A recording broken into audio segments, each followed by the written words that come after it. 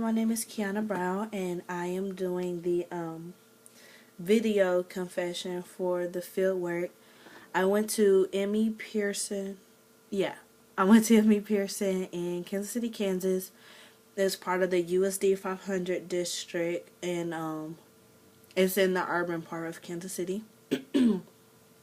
So the first question is describe the schooling context in terms of race, social class, and gender, and what is the culture of the school. Well, the school seemed like middle to low social class. Not that many people reflected a higher social class status. The kids look like they look like kids. They didn't look like they had on brand new shoes or brand new coats or anything. So the school was very nice. It was clean. It had a good upkeep to it. It was very well kept. It wasn't dirty anywhere. It didn't have mold or rats or bugs or anything. Of course, from the few hours that I was there, I couldn't tell. It was very sanitized. Like, even in the kindergarten room, the toothbrushes had special nets all over it. They just weren't out in the open, which I thought was pretty interesting. And in regard to social class, the school is 95.58% economically disadvantaged. So that's a pretty serious issue when it comes to helping them learn and diversifying your curriculum. There was an interesting mix of races. There were a lot of races that I've never even heard before.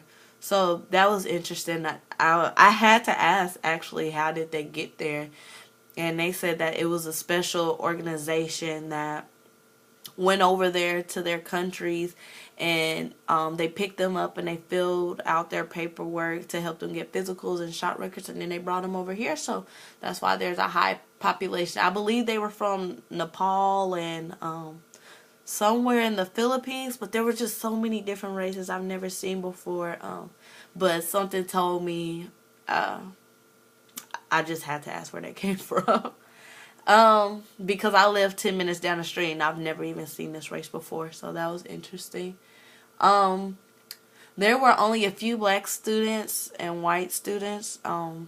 So there were 74.38% Hispanic students, 7.24% African American students, 9.36% white students, and 9% categorized as others. So those races that I was just talking about were more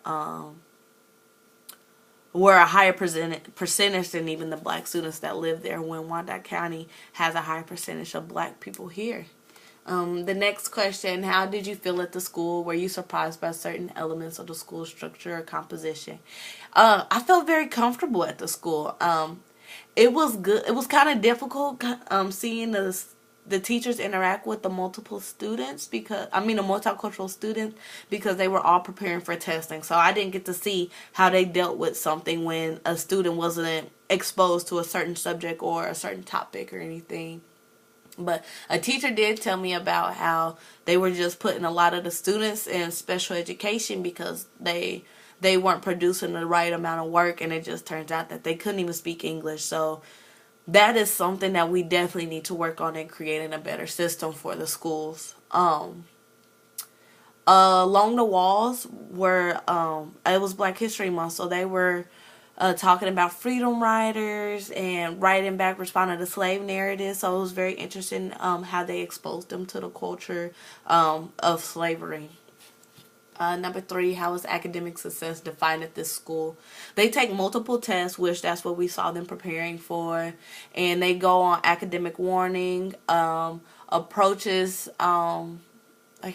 meet standards, approaches standards, meet standards, exceed standards, and exemplary. Number 4, what are some lessons learned about the school that you visited in terms of preparation as a multicultural student? Well, it was just so much to take it in one time. The class that I spoke with about the teacher that was discussing the situation with the students being put into special ed, half of his class was actually special ed. So I could see how they generalized that and put those students in there together. But one important lesson was that I need to be exposed to more than just what's in my world. There are more races out there than black, white, Latino, and Asian that I need to go out and understand, and I need to always know my students in order to prepare lessons so I don't put them in situations like putting them in special ed where they don't belong. I learned that I also have to have a great deal of patience in order to deal with other cultures, so that we can work together and figure out what is going on, because I know that it is very difficult to come into a place for 8 or more hours where they're speaking a language you don't even hear at home. And that is all. Thank you.